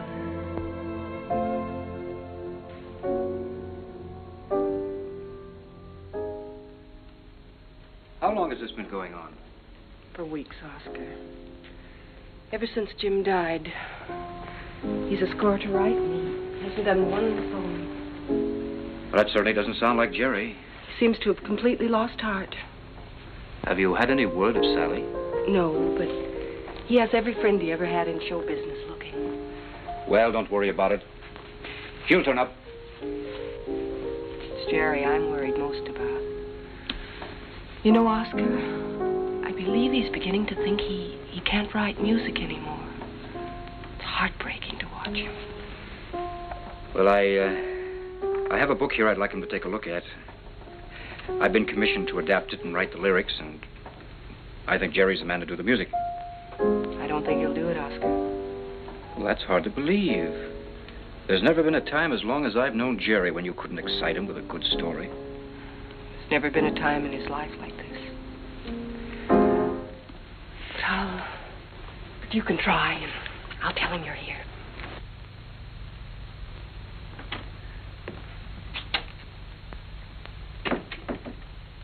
Hello. How's it going, dear? Oh, fine, darling, fine. I was just tinkering a little bit with the melody, but it's going to be all right. Of course it is. Aye, it is raining, isn't it? Jerry, Oscar Hammerstein's here. Oscar? Oh, darling, why didn't you tell me? Oscar, come in. Hello, Jerry. My goodness, it's good to see you. Won't you sit down? Sit down. Thanks, Jerry. Well, what's new? I'll tell you what brought me out here, Jerry. I came across a novel that I think's going to make a great show. Now, if you'll do the music, I'd like to do the book. Oscar, I'd love to. I really would, but, I have so many commitments right now that I don't think it wouldn't be fair to you or anyone concerned. Suppose I leave the book with you and you glance through it when you have time. Oh, it's no use, Oscar. Well, I'll leave it anyhow. See you next week. Won't you stay for dinner? I'd certainly like to, but I have to get back to town. Bye, Eve. I'll see you to the door, Oscar. Bye. Bye.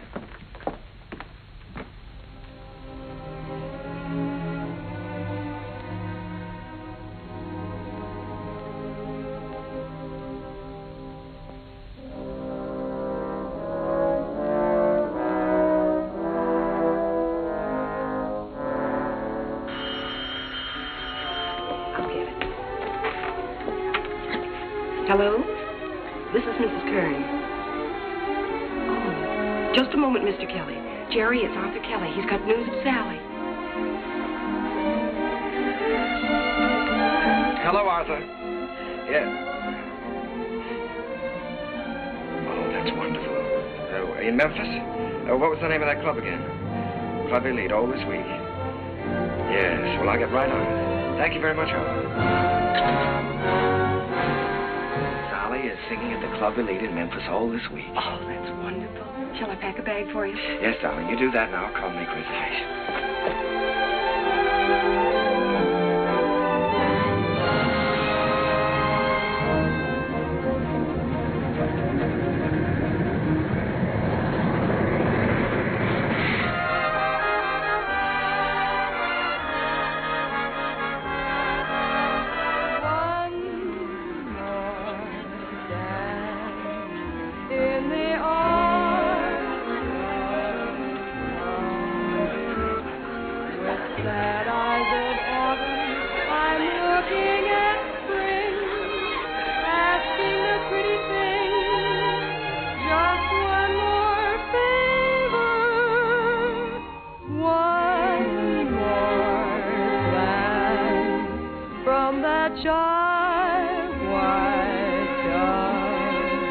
One more night, if you will.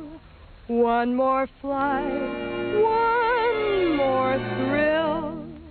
One more dance, if you will, with me.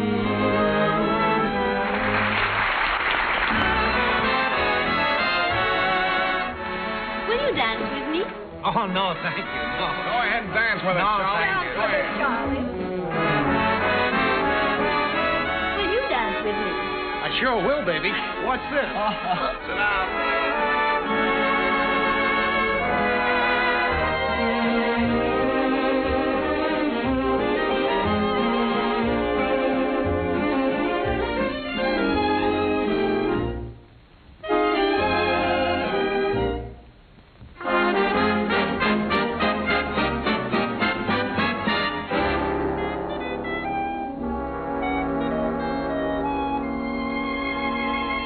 Of what you're losing by constantly refusing to dance with me. You'd be the idol of France with me, and yet you stand there and shake your foolish head dramatically while I wait here so ecstatically.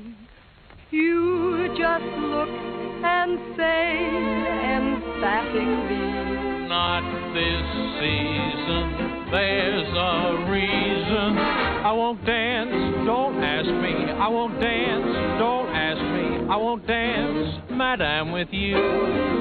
My heart won't let my feet do things they should do. You know what? You're lovely. So what? I'm lovely. But oh, what you do to me. I'm like an ocean wave that's bumped on the shore. I feel so absolutely stumped on the floor. When you dance, you're charming and you're gentle, especially when you do the continental. But this feeling isn't purely mental. For heaven rest us, not asbestos. And that's why I won't dance. Why should I? I won't dance. How could I? I won't dance. Merci beaucoup. I know that music leads the way to romance. So if I hold you in my arms, I won't dance.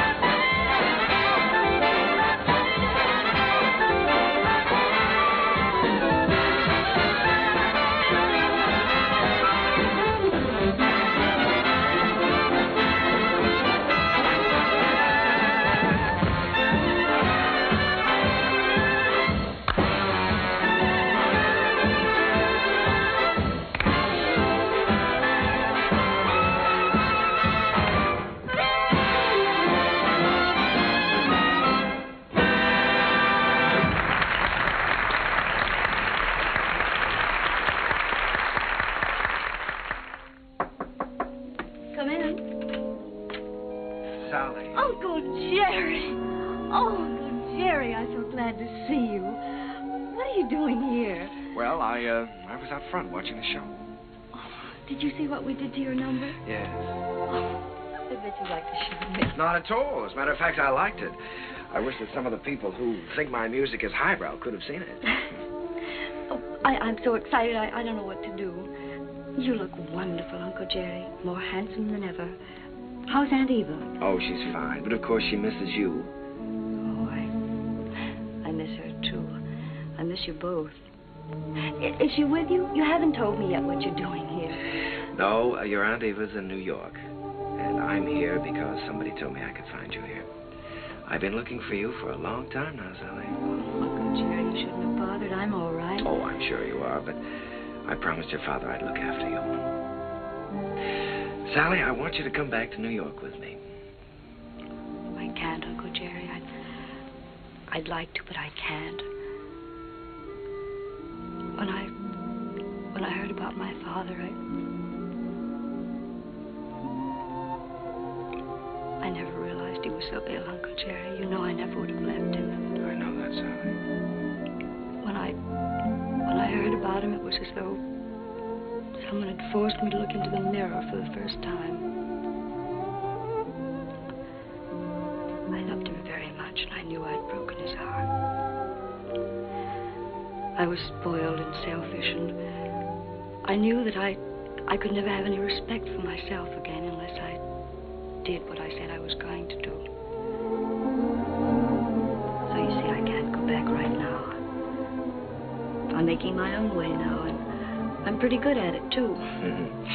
Well, Sally, I just don't like the idea of you being here and all alone. This is just a stepping stone from where I've been to where I hope I'm going. I'm making $50 a week now because management thinks I'm worth $50. If I'm worth more, I'll get more. And if not, I'll have to find it out for myself. And Uncle Jerry, I'm not using anyone. 5 minutes, Miss Vestal. Thank you, Jimmy. You understand, don't you, Uncle Jerry? Well, Sally, you know, darling, I'd give anything in the world if you'd let me help you. But I must say that I've never been quite so proud of anyone in my life as I am of you at this moment.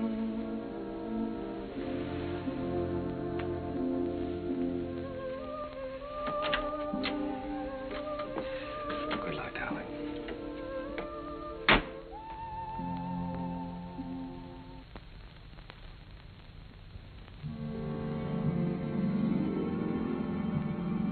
Gradually, I felt the old heartache misting away, and I was at peace.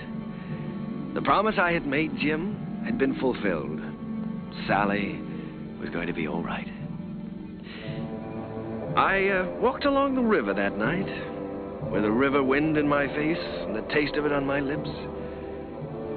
And I stood there listening. A sudden excitement thrilling through me, listening to the song of a river that makes its way right through the heart of America. And the voice of that river was the laughter, the tears, the joys, and the sorrows, and the hopes of all America's people.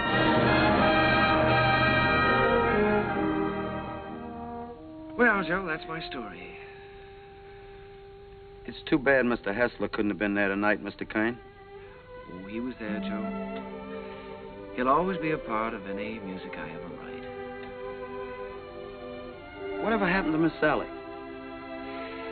Well, I don't know exactly. She's on her own now. Maybe I'm just getting tired of something, but ever since Jim's been gone, I feel like everything is sort of ending for me. Maybe my music is ending too, Joe. Ending? After that show tonight? Hey, I gotta get you back to the Waldorf. You got some bows to take. No, sir, Mr. Kane. Your music ain't ending for you. In my opinion, it's just the beginning.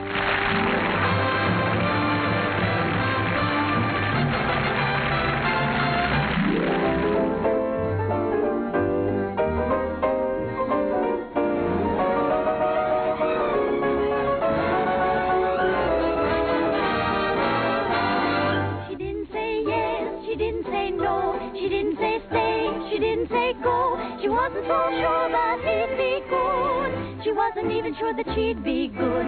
So what did she do? I leave it to you. She did just what you do.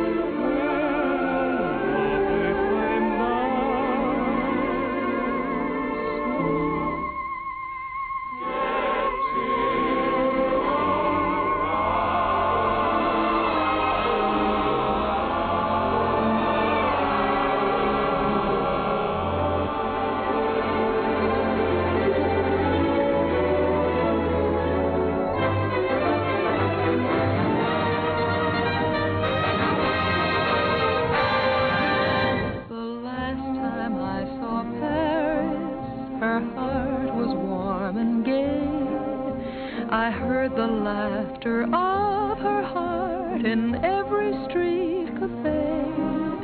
The last time I saw Paris, her trees were dressed for spring, and lovers walked beneath those trees, and birds found songs to sing. I dodged the same old taxi cabs that I had dodged for years. The chorus of their squeaky horns was music to my ears. The last time I saw Paris, her heart was warm and gay. No matter how they change her, I'll remember her.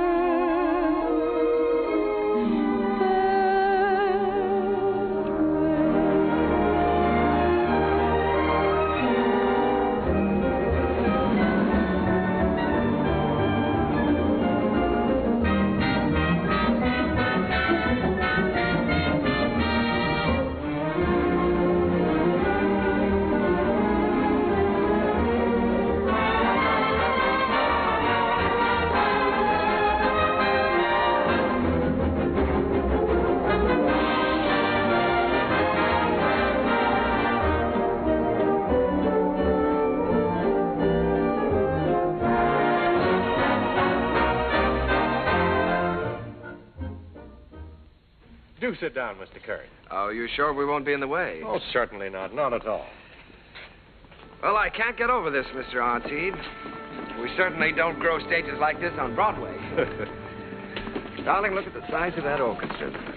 Why, you have everything in the world to work with here. That's right, Mr. Kern. We've tried to give you the best of everything. Yes, that's so. What was the number you were going to do today? Well, we found an old song of yours that you did first in 1917, called The Land Where Good Songs Go. Oh, I'd almost forgotten about that one. We're using it as a frame for some of your other songs. What star is going to sing this? Well, Mr. Kern, as a matter of fact, we're trying out a newcomer. Oh, a newcomer. This girl did a test for us in New York, and it impressed us, so we flew her out here. She hasn't done much yet, but we have great hopes for her. Quiet! All right, girls, We're ready. Ready for a take. All right, let's try one. Places, please. Okay, Charlie. Hit the lights! Quiet. Okay, roll 'em. Action.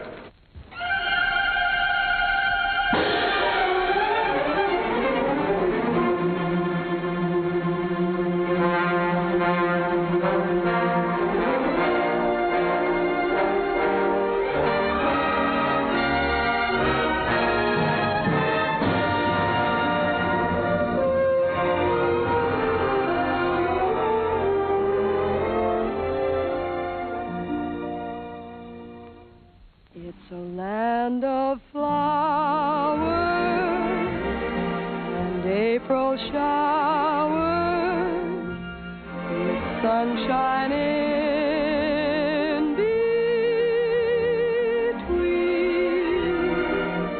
between, with roses blowing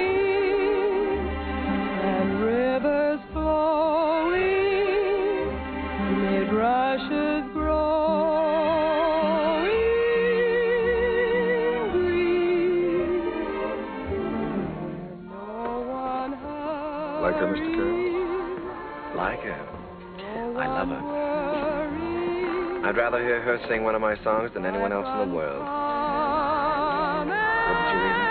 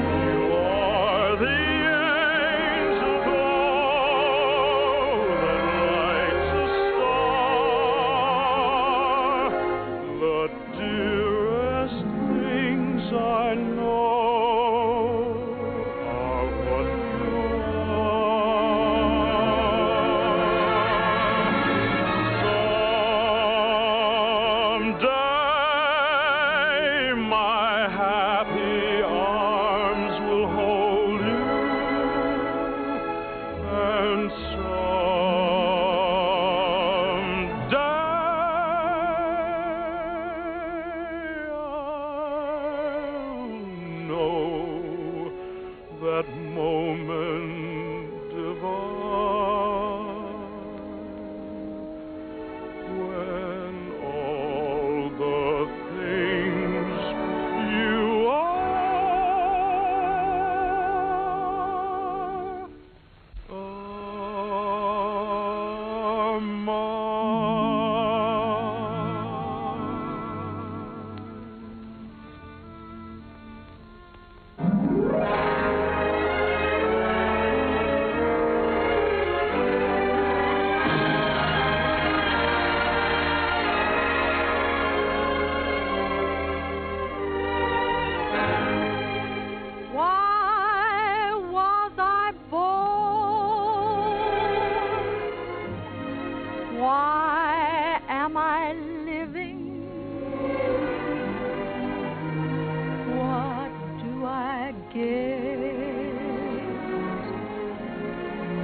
what am I giving?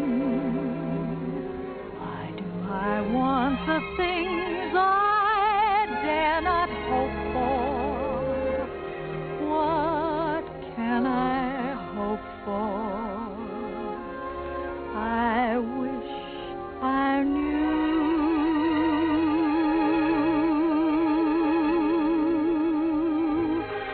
Why do I try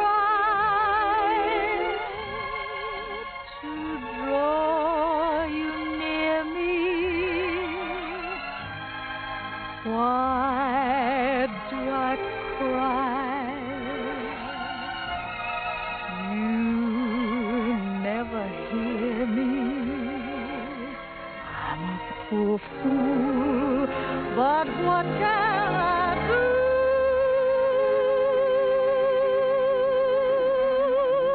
Why was I born to love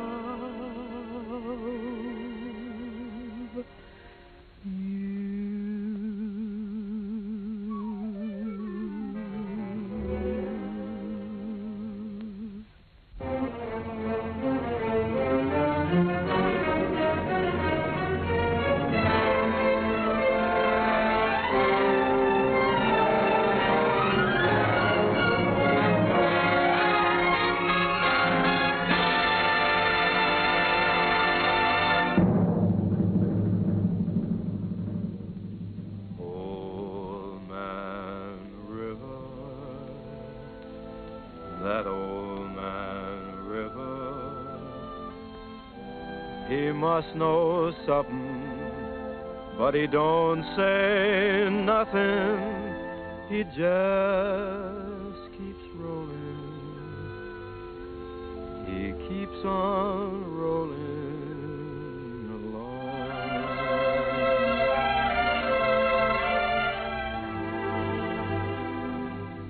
He don't plant taters, and he don't plant cotton, and them what plants 'em is soon forgotten.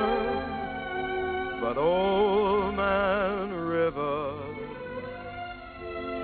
just keeps rolling along.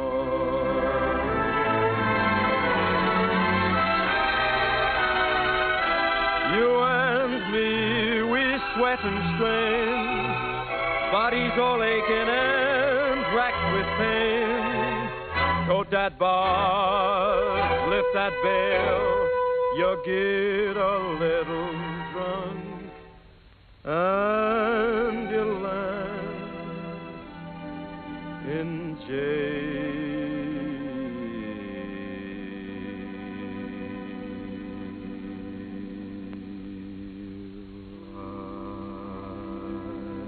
Gets weary and so sick of trying. I'm tired of living, but I'm feeling